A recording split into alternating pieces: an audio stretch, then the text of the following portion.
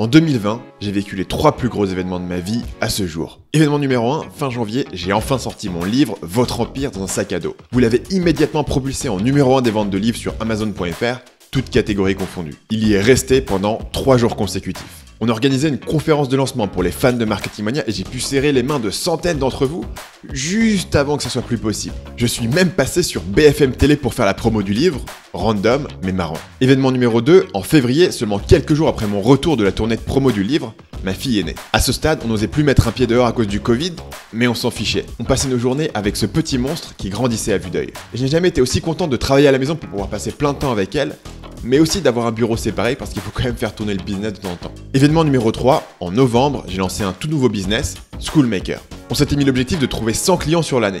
On en a eu quasiment 600, dès la première semaine. Et donc ça, c'était de loin la semaine la plus rentable de ma carrière.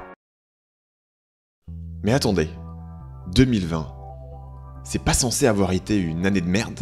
C'est vrai qu'entre le Covid, les difficultés économiques, le confinement, les restrictions de voyage et même le cirque épuisant des élections américaines, l'année a été objectivement difficile pour beaucoup de monde. Du coup, je me rends bien compte que c'est un peu bizarre de dire ça. D'un autre côté, c'est la réalité. Il n'y a pas eu de meilleure année pour être entrepreneur sur le web. Les chiffres d'affaires ont explosé pour la plupart d'entre nous, en particulier en e-commerce. C'est vraiment une expérience étrange quand les médias hurlent « Tout s'écroule, l'économie est dans la poubelle !» Mais vous regardez autour de vous et tout le monde vous dit « Yep, c'est la plus grosse année de mon business. » Ça vous donne presque l'impression de vivre dans une autre dimension, qui est quasiment passée à côté du Covid. Dans mon cas par exemple, je travaille à la maison, je fais livrer mes courses depuis des années, et je venais d'avoir un bébé, donc j'étais de toute manière pas dans les bars. Et bien sûr, dans mon cas personnel, il y a un élément encore plus important, c'est que j'habite en Thaïlande, et en Thaïlande, il n'y a quasiment pas eu d'épidémie. Pas de confinement, et tous les restaurants et magasins sont ouverts. De ce côté de la planète, le seul signe que tout n'est pas normal, c'est qu'il faut porter un masque partout. Et surtout, il y a des restrictions draconiennes sur le voyage qui font qu'il a été quasiment impossible de rentrer dans le pays pendant la majorité de l'année. Ça, pour le coup, ça a ruiné pas mal de plans. Ma fille vient d'avoir 10 mois, mais personne de ma famille ne l'a encore rencontré. On avait le plan de venir en France pendant l'été, mais on aurait risqué d'y être coincé et de pas pouvoir rentrer en Thaïlande. Globalement, j'ai pas à me plaindre donc. Mais malgré ça, j'ai pas tout réussi cette année. Loin de là.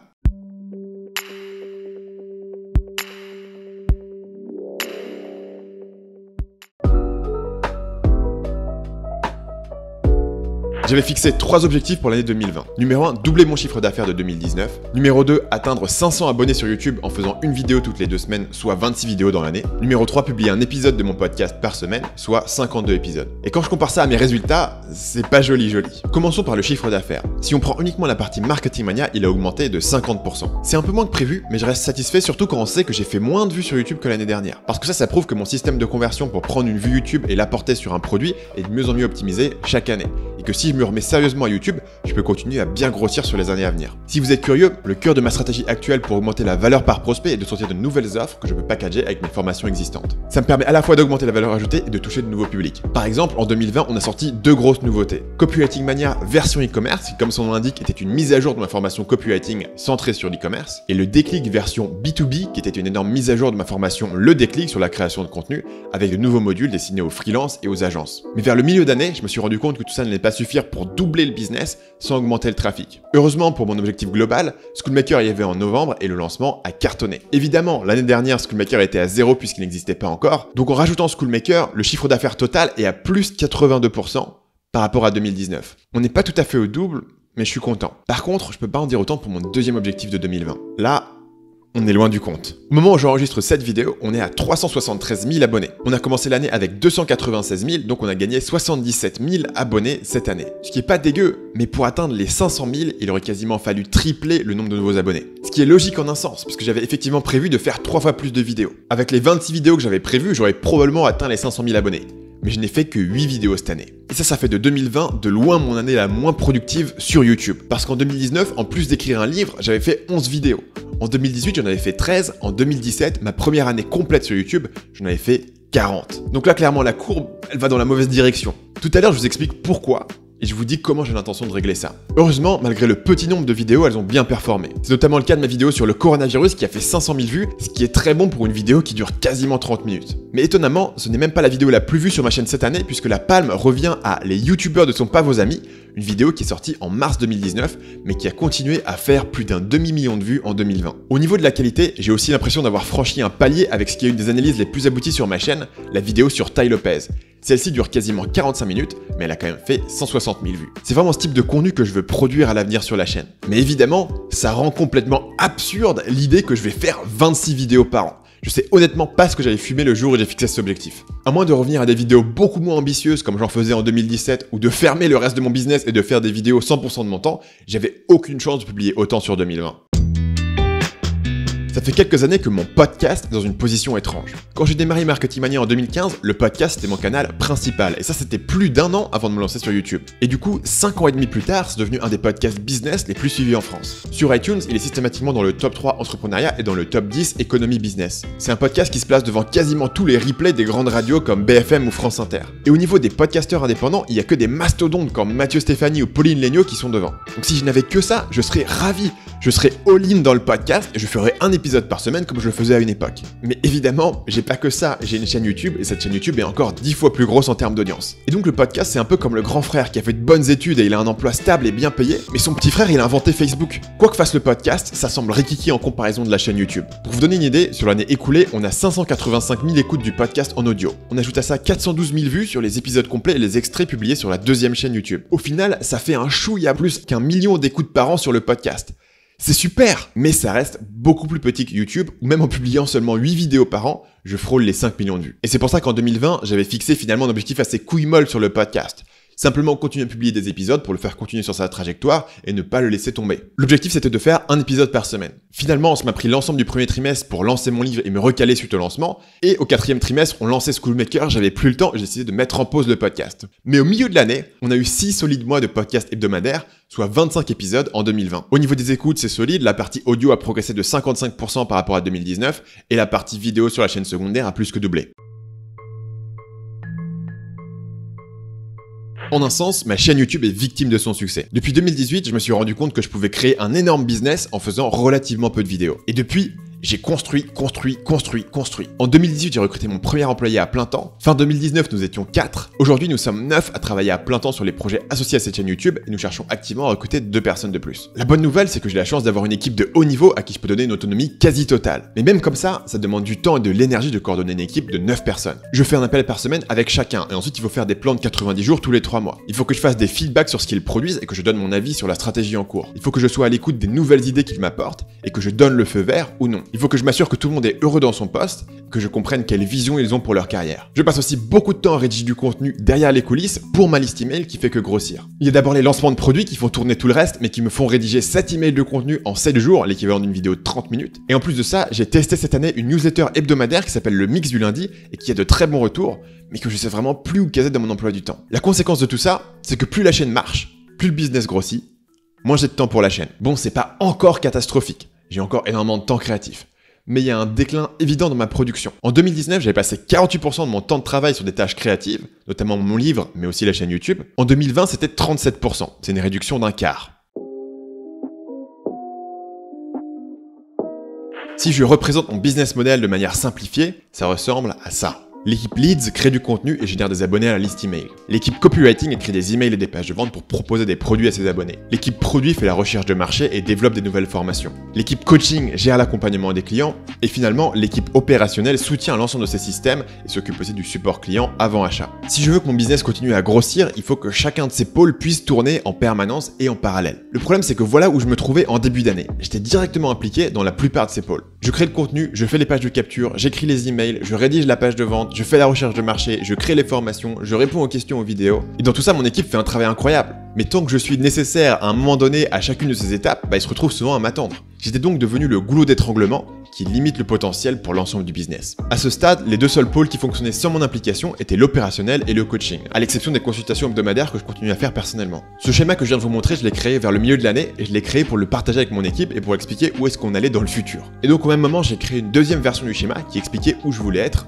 12 mois plus tard. À ce stade, je me concentrerai exclusivement sur la création de contenu, l'écriture d'emails et la réponse aux questions des consultations hebdomadaires. Les 2 principaux changements, c'est que je ne crée plus les formations et je ne rédige plus les pages de vente pour ces formations. Le raisonnement sur la partie création de formation est assez simple. Je suis pas expert de tout. Il y a vraiment seulement 2 compétences sur lesquelles je me considère comme ultra qualifié. Le copywriting et la création de contenu. Et ces 2 formations, je les ai déjà créées. Il s'agit de Copywriting Mania et du Déclic. Après ça, j'y ai ajouté une formation sur mon système de productivité pour entrepreneurs qui s'est révélé extrêmement populaire.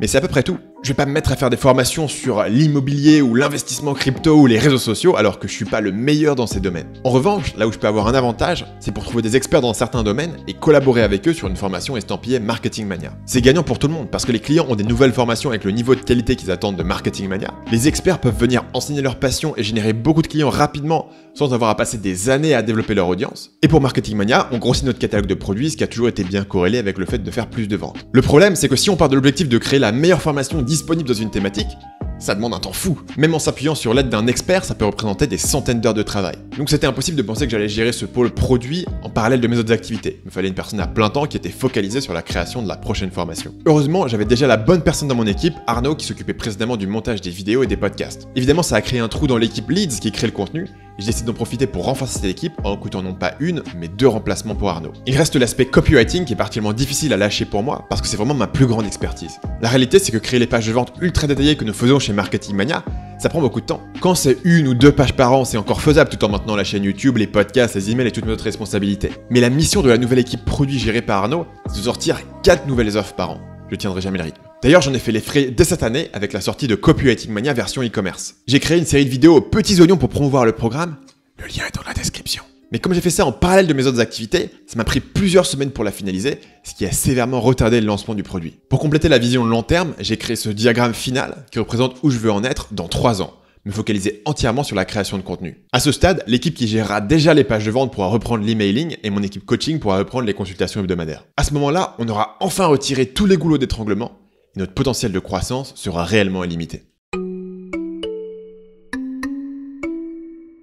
L'ex-trader Nassim Taleb, connu pour ses livres Antifragile et Le Signe Noir, propose aux investisseurs ce qu'il appelle la théorie de l'alter. L'idée est de placer 85 à 90% de votre argent dans des investissements ultra conservateurs qui ont peu de chances de se casser la figure. Mais d'un autre côté, vous placez le reste, 10 à 15% dans des investissements ultra spéculatifs qui peuvent aussi bien faire x100 que tomber à 0. Ça nous donne donc une forme d'alter où vous êtes soit ultra conservateur, soit ultra agressif et vous évitez le milieu où il y a un risque moyen et un retour moyen. Ce serait par exemple placer la majorité de votre argent dans des obligations gouvernementales qui rapportent peu mais conserveront leur valeur, sauf en cas d'apocalypse. Et le reste serait dans Bitcoin ou du capital risque dans des startups.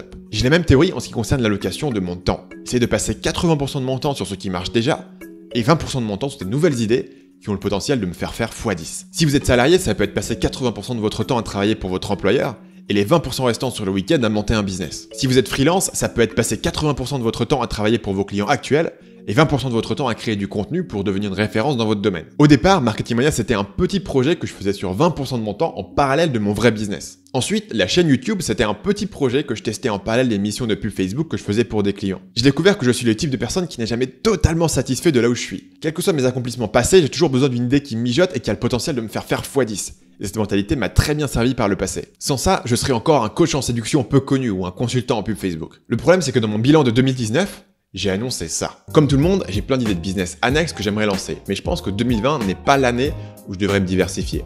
Ouais. Non. Cette bonne résolution a duré environ 2 mois et demi. Après avoir sorti un énorme projet l'année dernière qui était mon livre, j'avais pas envie de juste faire des vidéos, de juste faire des formations en 2020. C'est un business qui tourne bien, qui continue de progresser, mais j'ai psychologiquement besoin d'avoir dans les projets un énorme projet qui va tout changer. L'an dernier, c'était donc le livre. Cette année, c'était Schoolmaker est une plateforme pour héberger les formations en ligne premium. L'idée est que le marché de la formation en ligne valorise de plus en plus l'accompagnement et la communauté, mais les plateformes existantes sont surtout conçues pour vous donner une liste de vidéos et puis basta. Il est possible de créer un accompagnement et une communauté en parallèle de ces plateformes, mais c'est souvent un bricolage infâme à base de dizaines de plugins WordPress ou de groupes Facebook qui dégradent l'expérience client. Notre hypothèse, c'est qu'il y a une place à prendre pour servir les formateurs qui vendent assez cher et qui veulent donc créer une expérience premium pour leurs clients. Vous pouvez bien sûr regarder ma vidéo précédente pour une explication plus approfondie de notre parti pris sur ce projet. Pour être clair, c'est un très gros marché. Teachable, qui est une des principales plateformes de ce type, a été vendue cette année pour 250 millions de dollars sur un chiffre d'affaires de 25 millions. Clairement, il s'agit de ce qu'on appelle une acquisition stratégique avec un multiple très élevé de x10 sur le revenu récurrent, mais ça vous montre qu'on s'attaque quand même à une grosse opportunité. Et pour ce type de projet, il ne suffit pas d'être fort en marketing, il faut aussi être fort en en tech. Et c'est pour ça que je me suis associé avec Pierre sur ce projet. Pierre est un développeur expert, mais aussi le créateur d'une formation à succès qui cible les codeurs freelance. Et donc quand on a commencé à brainstormer le projet, il avait déjà créé un prototype de plateforme pour héberger sa propre formation. Et quand il me l'a montré, j'ai tout de suite été impressionné. C'était mieux que ce que j'avais sur Marketing Mania après des années de bricolage. Alors on a commencé à développer Schoolmaker à partir de mars, et en novembre, on a lancé notre édition fondateur. Le but c'était de trouver une centaine de clients pour valider notre positionnement et avoir des retours sur le produit. Mais le lancement a été un énorme carton, avec 580 clients, ce qui est quasiment 6 fois notre objectif initial. En à peine une semaine, on a encaissé des centaines de milliers d'euros de chiffre d'affaires. Et ça, vous l'imaginez, ça a tout de suite changé notre stratégie. Notre vision initiale, c'était de tester doucement le produit avec un petit groupe de clients, mais on est passé très rapidement à la vitesse supérieure. En seulement quelques jours, on a recruté 2 personnes à plein temps pour travailler sur le projet, un développeur et un responsable du succès client. En plus de ça, 2 personnes de mon équipe actuelle sur Marketing Mania ont commencé à passer une grande partie de leur temps sur le projet. Et pour compléter, on cherche actuellement un designer UX UI à plein temps, mais ça prend un peu plus de temps pour trouver la bonne personne. J'ai passé toute cette vidéo à vous parler de business, mais d'un point de vue personnel, quand je me remémorerai 2020 dans quelques années, je ne penserai pas à la sortie de mon livre au lancement de Schoolmaker. Je penserai à la naissance de ma fille. Elle est née en février, donc elle vient d'avoir 10 mois, et c'est assez évident qu'avoir un enfant, ça a changé mon sens des priorités. Ça a accéléré cette envie de construire quelque chose qui est plus grand que moi, et ça a renforcé cette envie de construire une équipe, une tribu, avec laquelle je peux partager mes projets. Par contre, d'un autre côté, ma vie, elle a pas tant changé que ça. Ma routine quotidienne s'est adaptée à l'arrivée d'un petit humain avec une facilité incroyable. Le matin, je l'emmène avec moi faire un petit tour à pied.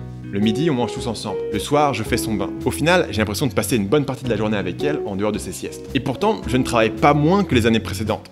D'ailleurs, je travaillais un chouïa plus d'heures en 2020 qu'en 2019. Et même si je regarde ma lecture, j'ai lu quasiment le même nombre de pages en 2020 que l'année dernière. Donc j'ai trouvé 2 à 3 heures supplémentaires, quelque part, principalement de ma consommation de médias. Il y a quelques années, j'étais un gros consommateur de séries télé. Je me suis un peu calmé depuis 2 ans, mais ça restait un passe-temps majeur. Cette année, j'ai regardé très peu de séries et de films. Et j'ai aussi bien descendu ma consommation de vidéos YouTube. Il y a bien sûr la question du sommeil qui fait peur à beaucoup de gens.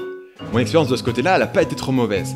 Ma fille dort assez bien globalement. Je crois que ça dépend vraiment des bébés, et qu'il y a un biais de négativité qui fait qu'on entend surtout parler des bébés qui dorment très mal. Bien sûr, la seule raison pour laquelle je peux vous raconter tout ça de manière aussi détendue, c'est parce que ma femme fait 90% du boulot au quotidien. Et en plus de ça, on a eu beaucoup d'aide grâce à la mamie du côté de ma femme qui habitait avec nous pendant une bonne partie de l'année. Donc je sais que mon expérience est très différente de celle de la moyenne des gens. Mais on m'a beaucoup demandé ce qui avait changé, alors je partage avec vous. Une chose que j'ai redécouvert cette année, c'est les chansons pour enfants françaises que je lui chante quand elle prend son bain. C'est à mourir de rire parce que ces chansons, elles sont d'une violence incroyable.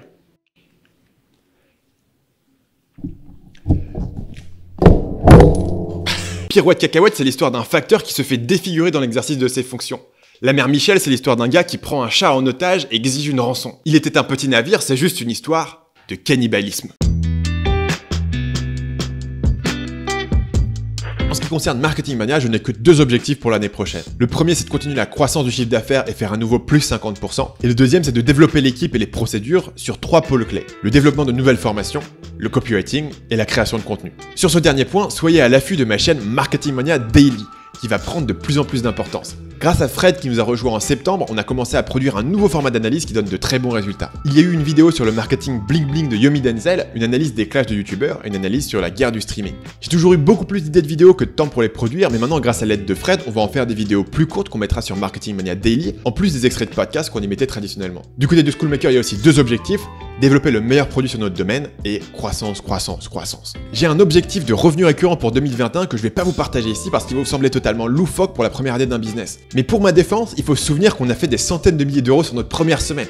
Alors évidemment, on se sent un peu ambitieux et agressif sur les objectifs de l'année prochaine. Il reste que pour atteindre les chiffres qu'on s'est donnés, il faudra impérativement qu'on se lance sur le marché américain et international. Ce qui est bien sûr beaucoup plus dur puisqu'on n'a pas la même audience. Le bon point, c'est que ça nous forcera à raffiner le positionnement et le produit pour aller au coude à coude avec les gros poissons.